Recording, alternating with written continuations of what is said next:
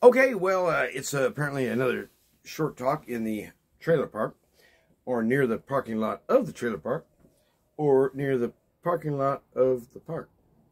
I got it covered right here. I just want to show you guys something. If you ever make it down to Las Cruces, I'm kind of right in the middle of eating, and I just thought, well, you know what? I'm going to stop and make a little vid, because, I mean, first of all, I got to digest.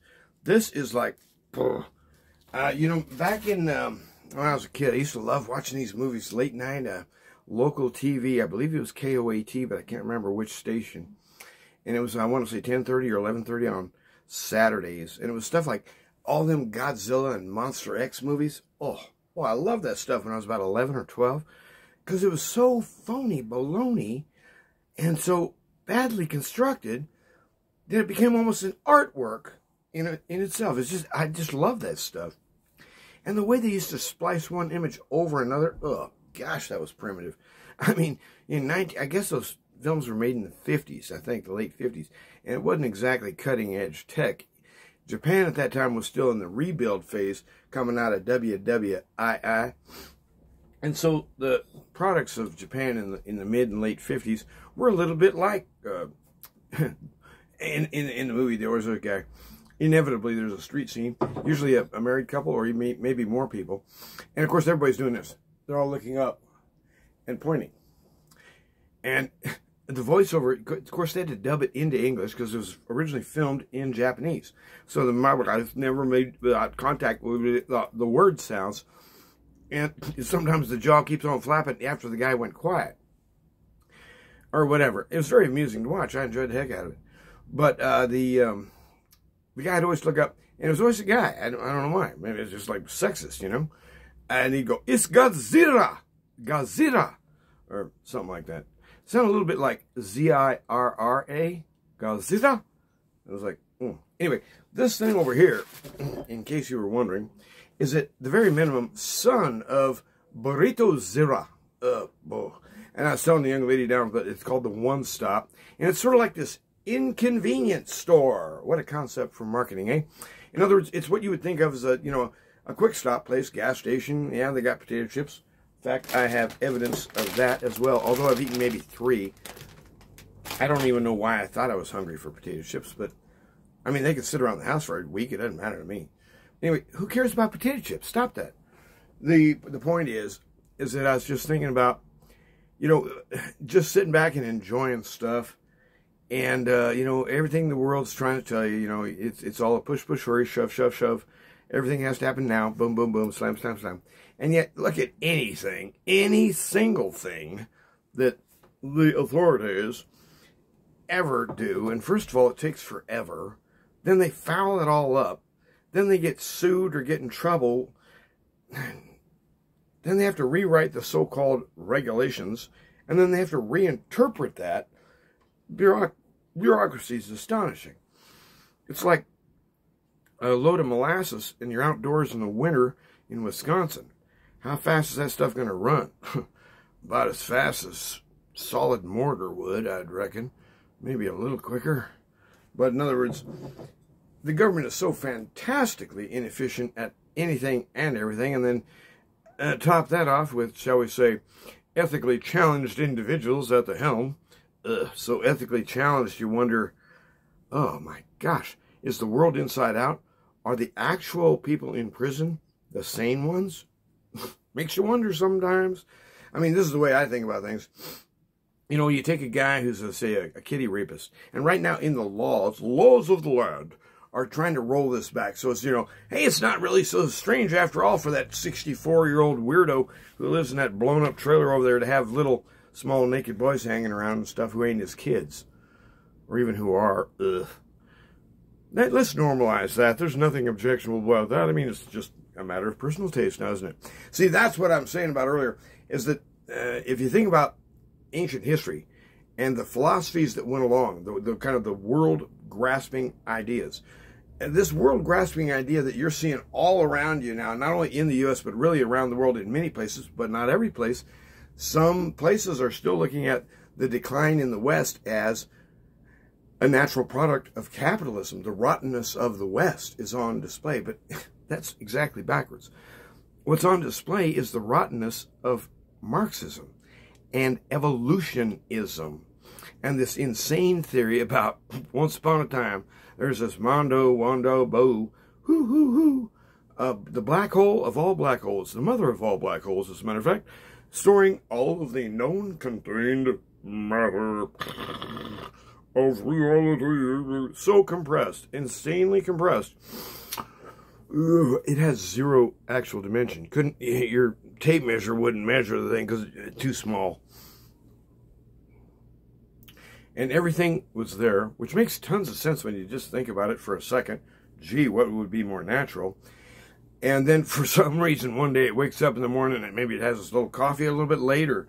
Or maybe it can't find its cigarettes. Where the heck are my cigarettes? Oh, maybe the black hole wakes up one morning. The darn package is empty. And so she decides, you know what? I've had it. I'm done attracting things. From here on out, it's all about push, push, push. I'm going the other way, honey. I'm out the door. That's what happened. So there was this thing where a black hole, for some reason, willy-nilly, decided to just suddenly go the other way. And nobody thinks that's even in the least a bit unusual. Because, you know, such things do happen commonly. What? And this is their rock bottom, you know, this is the hard philosophy, the historically traditional and expert authority view. And then all of a sudden on the other side, there's other folks who are, shall we say, bending reality the other way. Have you even had any contact at all with the flat earthers? At first I thought it was a joke, to be honest with you. I thought it was just a parody, like, you know, Babylon Bee or something like that. But there's people who are actually in there. Okay, well, I'm not advocating that. I think things are definitely larger than a bread box. In other words, we don't have the capacity as humans. If you just take any random direction, you know, we've got a 360-degree sphere. We're just like a little radio transmitter. You know how radio transmit? Well, actually, the ground intercepts it. But if a radio transmitter was on an airplane or a balloon, it would transmit in concentric spheres. So it wouldn't be circles like flat lines, a 2D. It'd be a 3D, a small ball, a bigger ball, a bigger ball, a bigger ball. These are the wave high spots, low spots at whatever frequency you're at. But in other words, it's being propelled outward spherically. Remember that pattern. Applies to several other things. So at any rate, this hokum pokum about all this stuff is going to just one day become so absurdly and plainly obvious that even a baby boy or girl could see through it in like a quarter second, so that even the experts with their white lab coats, and if you want to, let's hang around one of them medical doctor stethoscopes to make you look official. If I were you, I'd carry a clipboard. You might want to add a tape measure over here and try to look studious. Remember, maybe you should have a pencil or something in your mouth. Oh, you should smoke a pipe. Smoke a pipe. That way they'll look like you're real intellectual. And get some glasses, big glasses. That way they'll just trust whatever you have to say, okay? Because when you're telling lies, Adolf Hitler, Hermann Goering was, I think, more Air Force military. But who was that guy? Wasn't Goebbels. Himmler. Gosh, I can't remember his Ministry of Propaganda guy. Maybe he's the guy who ran AWOL. Anyway, the Ministry of Propaganda is built upon the idea that the government will mislead its own citizens for their own good, to make them more, shall we say, malleable and controllable, part of a productive national economy, if you don't mind. In other words, the nation does better if people are basically happy and well-fed and, you know, at rest with the situation. So, the lie, the way it functions, the bigger the lie, the more outrageous, audacious, absurd, and blindly insane, fantastically, unbelievably true the thing is, the easier it is to sell. But the thing that makes her go one way or another anyhow ain't exactly the content. It isn't the content. It's how it's presented. Is it presented authoritatively with a news anchor behind him?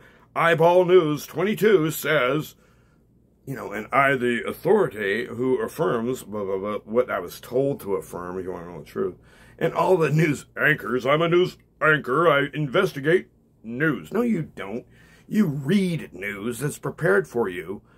And in fact, word for word, you repeat the same stupid, tired out talking points for your masters who are involved in their stupid skin game called let's sell the public down the river and make a fortune in the process. Very noble calling on your life. I'm sure your mother's very proud of you. Ugh. There's a whole new thing coming, man. Oh, by the way, I guess I could try at least to buy this. You know, now, if you could be here, I think I mentioned this. I told the young girl down there, first of all, let's get civilized, shall we? They don't even have green chili? What? Thank goodness for jalapeno. So I have sliced jalapeno, but it's not very hot. It's not like, some jalapenos like, oh, wow, that was raw. This one's not like that. Some are real, shall we say, eye-openers. I've heard it has to do with veins in the side of the thing. Veins, I don't know. My mouth, it's just sometimes you put one jalapeno in there, it's like, okay, kind of like, you know, a little better than an onion or something. Sometimes you put one in your mouth, it's like, excuse me, call 911. If you can get it out of your throat. That's what you can tell when you're enjoying yourself. Uh-oh.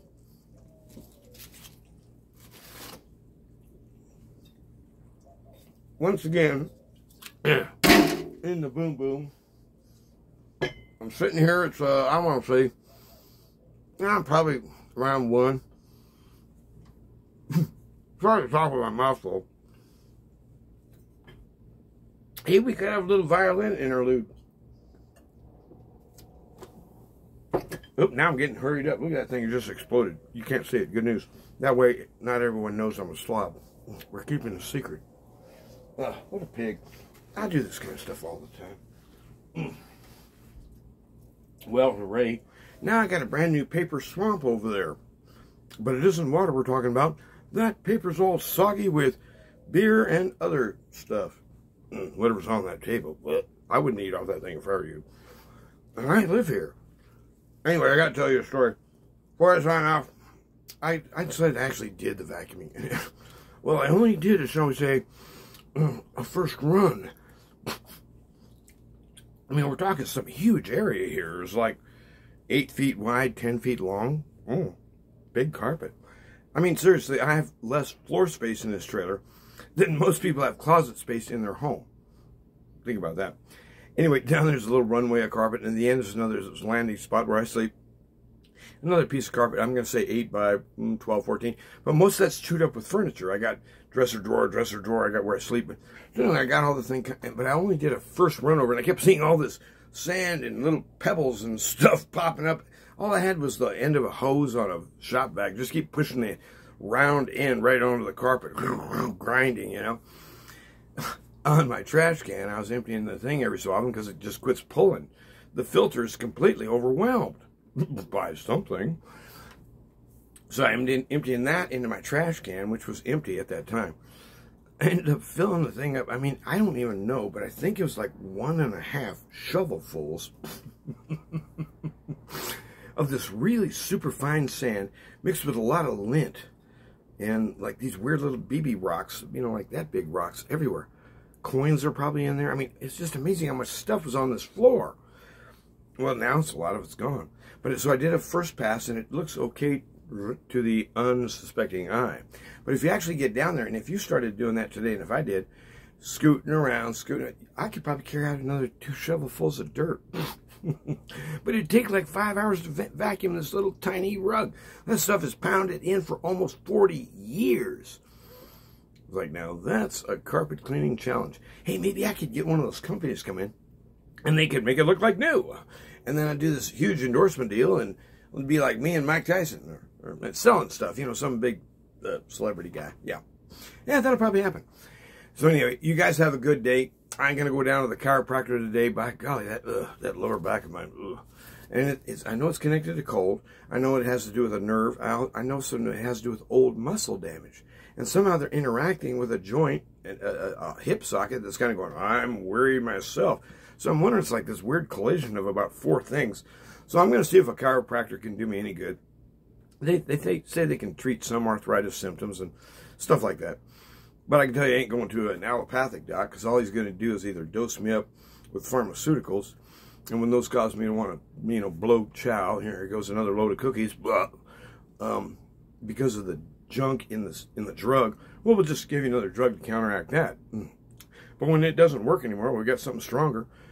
And they just keep doing that, or else, even worse, do not go here. Do not get back surgery ever. I don't care what the guy says, or woman. Doesn't matter. I don't care what they say. Nobody I know has ever emerged from back surgery where they slice, dice, rip, roar, better off afterwards, except one guy out of like 40 I've known, and they did some weird spinal fusion on him somehow that contained the problem. But that's like 1 out of 40 that I've heard. Nobody's touching my back with a knife or a laser. Ain't gonna happen. Just like my eyes. No, you're not gonna get a laser beam into my eyeball. So anyway, God bless you, and you guys have a good day. I'm gonna go down and see if that bone bender guy can help me. Anyway, it's just this, like, boy, when they say I'm feeling my years, I think I know what they're talking about. But guess what? Through all our years from beginning, right now, here today, and right on through to the end, and beyond the end, into a future which we really can't imagine, because our imaginers aren't that good enough right now. We ain't got enough imaginal moxie to be able to capture the symbol. But it's beyond what we can ask or think. Excellent and wonderful is He. Most loving, too. Let your testimony be about something other than you. In fact, I recommend Jesus of Nazareth. He's the best. You guys thrive. Have a good day.